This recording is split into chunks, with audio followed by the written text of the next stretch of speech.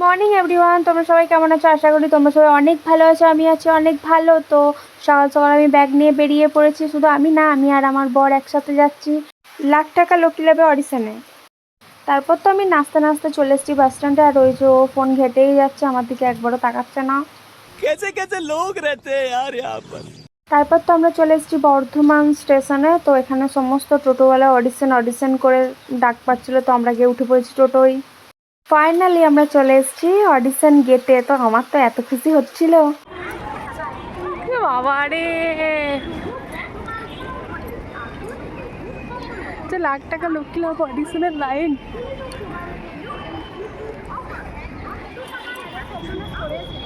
এই হচ্ছে লাখ টাকা লক্ষ্মী লাভ লাইন। এই যে ওইদিকে আরো আছে।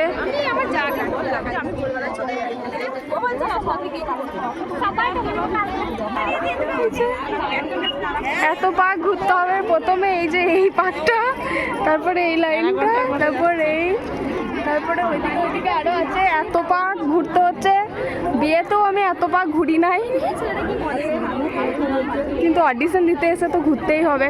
তো চলো, অবশেষে আমরা এই লাইনে চলে এসেছি। তো এই লাইনটা কমপ্লিট হলেই আমরা এই মেন লাইনে চলে যাবো। ওই যে অডিশনের লাইন ওই স্কুলটাতে হচ্ছে।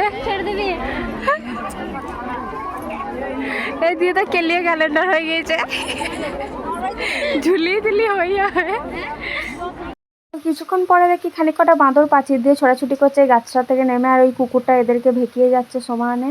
তো ওরাও নাকি লাখ টাকার লক্ষ্মী লাভে অডিশন দিতে এসছে, একটা দিদি বললো আমাকে। যাই হোক, সবারই তো অধিকার আছে।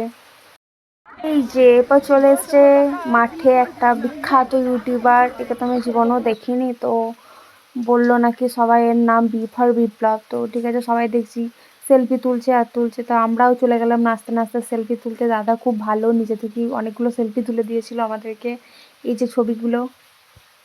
অবশেষে আমরা শেষ লাইনে চলে এসেছি। ওই যে এখনো এদিকে আরো ভিড় আছে, এই যে এখনো দাঁড়িয়ে আছে।